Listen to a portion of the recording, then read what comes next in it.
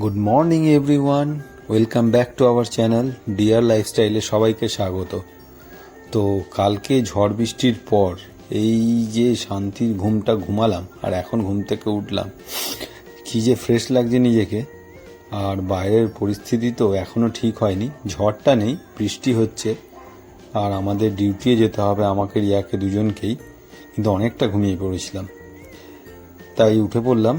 এই যে আমাদের ঠাকুর দর্শন করে নিই, ডেলি সকালে যেটা করি, প্রথম কাজ আমাদের সবার। তো ঠাকুর প্রণাম করে বাইরেটা দেখি। চলো, সারাদিন বৃষ্টি হচ্ছে, মাও আজকে ডাকেনি, 8:30 বেজে গেছে, ডিউটি যেতে হবে, কিন্তু এতটাই ঠান্ডা পরিবেশ। আর কালকে যেহেতু অনেক রাত অবধি জেগেছিলাম, মানে ঝড় বৃষ্টির জন্য ভোরের দিকে ঘুমিয়েছি, তাই জন্যই ডাকেনি। কিন্তু ওয়েদার খুবই সুন্দর, খুবই সুন্দর, বৃষ্টি হচ্ছে, চারিদিক সবুজ। আর এই যে আমরা রেডি হয়ে গেছি দুজনেই, অনেকটা দেরি হয়ে গেল, ও বেরিয়ে যাবে, আমিও বেরিয়ে যাবো, একসাথেই বেরোবো। অন্যদিন আলাদা আলাদা বেরোই, কিন্তু আজকে একসাথে বেরোবো, চলো। আর রাস্তাঘাটে জল দেখো, এই ব্রিজটা পুরো ডুবে গেছে। আমি আরও ভাবছি, বাবা ভাগ্যিস আমার ওই দিকে যেতে হচ্ছে না, একই ছাতার নিচে দুজন যাচ্ছি। আর যা হাওয়া চলছে কি বলবো। আর আমি আজকে ব্যাগ ফ্যাগ কিছু নিইনি, আর এইটা ছাতা নিতে চায় না, তাই জন্য আমার ছাতার উপরেই যাচ্ছে। তো যাই, দেখা যাক। স্টেশনের রাস্তা মোটামুটি ফাঁকা আছে, এখন 10টা বেজে গেছে। অন্যদিন এই জায়গাটা মানে এইরকম ফাঁকা তুমি দেখতে পাবে না। আর আমাদের ট্রেন ঢুকে গেছে, আমার ট্রেনটা ঢুকে গেছে, ওর এখনও আসেনি।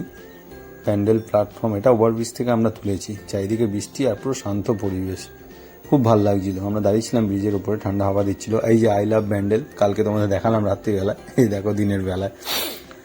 দিনের বেলা আলোটা জ্বলছে না, ওভারব্রিজে টুকটাক লোক আছে। আজকে ম্যাক্সিমাম লোকই হয়তো কাজে যাবে না বা ডিউটি যাবে না, কিন্তু আমাদের যেতেই হবে, কিছু করার নেই, আর্জেন্ট আছে। আর এই যে ইনি চললেন সবার আগে হনন করে। কিন্তু এই ব্রিজের ওপরেও জল, যার জন্য রিয়া আন্ডারগ্রাউন্ড দিয়ে গেল না, বললো জল হবে চলো ব্রিজ দিয়ে যাব, কিন্তু এ তো ওপরেও জল জমে গেছে। দেখা যাক, জল কপালে ছিল, তাই ওপরে চাই আর নিচে যাই, জল তো জমবেই। কিন্তু তাড়াতাড়ি যেতে হবে, ওদিকে আমার ট্রেন ঢুকে গেছে, ওর একটু দেরি আছে, কিন্তু আমাকে এটা ধরতেই হবে, মিস হয়ে গেলে আবার 1 ঘন্টা পরে গাড়ি। তাই কোনো রকমের ভিড় কাটিয়ে চললাম সামনের দিকে, দেখা যাক। আর এই যে আমার ট্রেন, এটাতেই আমি যাব, ব্যান্ডেল নৈহাটি লোকাল। মোটামুটি খালি আজকে, স্বাভাবিক খালি থাকারই কথা, কালকে এত ঝড় বৃষ্টি হয়েছে, আজকে মনে হয় না খুব একটা লোক কাজে বাজে যাবে। এই লেডিস কম্পার্টমেন্ট, তার আগেই হয়েছে এই ভদ্রমহিলা ভুল করে পেছনে কম্পার্টমেন্টে উঠে গেছিল ওই ভ্যানটারে, তাই রিয়াই বলে দিল ওই যে লেডিস এইটা সামনে। ওই যে আমাকে টাটা দিচ্ছে, আমি চলে যাব এখনই, আমি উঠবো ফার্স্ট কম্পার্টমেন্টে, তাহলে আমার সুবিধা হবে। আর আমার ট্রেন ছেড়ে দিয়েছে, ওই যে টাটা দিচ্ছে, ছাতাটাকে আমি দিয়ে দিলাম ইচ্ছে করে, আমি ব্যাগ আনিনি। ব্যাগ না আনলেও আমি ছাতাটা নিতে পারি, কিন্তু ও আনেনি, আর ও যে ডিউটি যাবে স্টেশনে নেমে ভিজতে ভিজতে, তার থেকে নিয়ে যাওয়া ভালো। আর আমি নেমে পড়েছি আমার শ্যামনগর স্টেশনে, দুটো ট্রেন চেঞ্জ করে, কিন্তু এখন অঝোরে বৃষ্টি হচ্ছে, কিভাবে আমি ডিউটি যাব সেটাই ভাবছি। আর ছাতাও নেই আমার কাছে, ব্যাগটাও আনিনি, আর কোনো চেনা জানা লোকও দেখছি না। কিন্তু ভালো, স্টেশনে বসে থাকি, দেখা যাক কখন বৃষ্টি কমে। রিয়াও আমাকে এখনও ফোন করেনি, জানি না ও পৌঁছেছে কিনা, আমিও ওকে ফোন করতে পারছি না, মানে করছি না আর কি। যদি রাস্তায় থাকে তাহলে বৃষ্টিতে কী করেই বা ফোন ধরবে, সেই কথা ভেবেই। আর যদি একবার পৌঁছে যায় তাহলে তো অবশ্যই আমাকে কল করবে। আর আমিও ডিউটিতে জয়েন করিনি, লোককে একবার ফোন করেই নেবে। চলো, অনেক বেলা হয়ে গেলো, যাই এবার।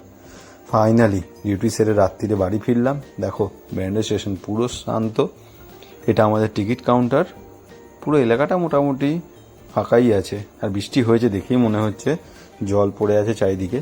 আর রিয়া একটু আগেই ফিরেছে, তাই ও আগেই চলে গেছে। আমাকে বলছিল দাঁড়াবে কিনা, কিন্তু আমি ওকে বারণ করলাম যে শুধু শুধু দাঁড়াস না, চলে যা। এই পথ দিয়েই কালকে আমরা এসেছিলাম, রাত্রিবেলা দেখেছিল ও এখান থেকে একটা ঠান্ডা কিনেছিল।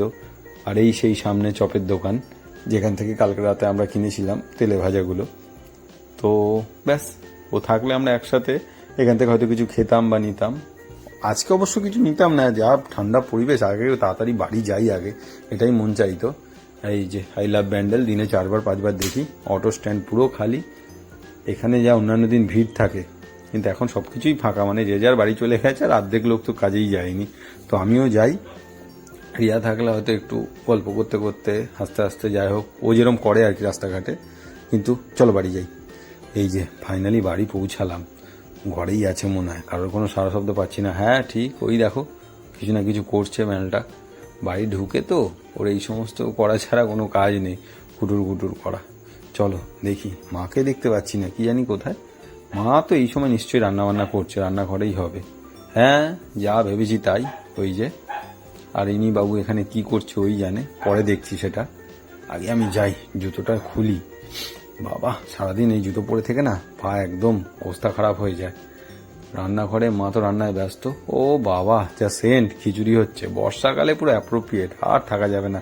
চলো হাত পা ধুয়ে ফ্রেশ হয়ে, এই যে মা দিয়ে দিয়েছে আমাকে টেস্ট করতে। রিয়াকে বললাম একটু খা, বললো খাবো না, কিন্তু আর কি করা যাবে, খিচুড়ি আমার প্রাণ। ও ভালোবাসে, খুবই ভালোবাসে, খাবে না বলছি যখন, তাহলে আমি টেস্ট করে দেখি। আর কালারটা যা হয়েছে আর সেন্ট যা বেরোচ্ছে, ফাটাফাটি হয়েছে। আর কালার সেন্ট যাই হোক, আমার খিচুড়ি হলেই হলো। সো চলো টেস্ট করে দেখি। এই দেখো আমি ফ্রেশ হয়ে বসে পড়েছি, আজকে স্যান্ডু গেঞ্জি পরেই চলে এসেছি ক্যামেরার সামনে, কেউ কিছু ভুলভাল কমেন্ট করো না। আর এই আমি খাচ্ছি, তোমাদের দেখে হয়তো লোভ লাগছে, কিন্তু বর্ষার দিনে সবারই খিচুড়ি ভালো লাগে। যার যার ভালো লাগে আমাকে কমেন্টে জানিও, কার কেমন লাগে না লাগে, কিন্তু কমেন্টে জানাবারও প্রয়োজন নেই, এটা সবারই এক কথায় ফেভারিট। বাঙালি মানেই খিচুড়ি আর বর্ষাকাল, দুটো অ্যাপ্রোপ্রিয়েট। চলো দেখা যাক খিচুড়ির সাথে মা আর কি কি করছে। আমি এটা আপাতত টেস্ট করি। রিয়াকে তো ডাকলাম, ও তো খেলো না, কিন্তু এই স্বাদের ভাগ হবে না ভাই। আমি বলছি, এটা মা বলে বলছি না, সবার মাই হয়তো এত ভালোই খিচুড়ি করে বা এত সুন্দরই করে, কিন্তু এক ঘর হয়েছে খেতে। আর এদিকে আমাদের তেলে ভাজা রেডি, এই যে বেগুনি হচ্ছে গরম গরম, এদিকে পাশে আছে ডিমের কারি। আমার আর কি লাগবে, বেগুনি এলে হয়ে যেত, মা তো এক্সট্রা ডিমের কারি করে রেখেছে, আবার পাঁপড়ও ভাজবে শুনছি। তো সব মিলিয়ে আজকে রাতে ডিনার জমে যাবে, ফাটাফাটি ব্যাপার একদম। গরম গরম বেগুনি আমার এখনই মনে হচ্ছে খাই। এই যে মা খেতে দিয়ে দিয়েছে সবাইকে, ডিমের কারি, বেগুনি, পাঁপড় ভাজা, আর কি চাই। এই যে খিচুড়ি, এটা মায়ের থালা এখনো রয়ে গেছে, এই যে বাবাকেও দিয়ে দিয়েছে, এটা আমি, আমার পাশে আছে রিয়া। এই যে ও আবার ডিম ফিম কিছু লাগবে না, ওর খিচুড়ি হলেই যথেষ্ট, তার সাথে ভাজা টাজা যতটা খাবে খাক, আমি আপাতত এনজয় করি। চল।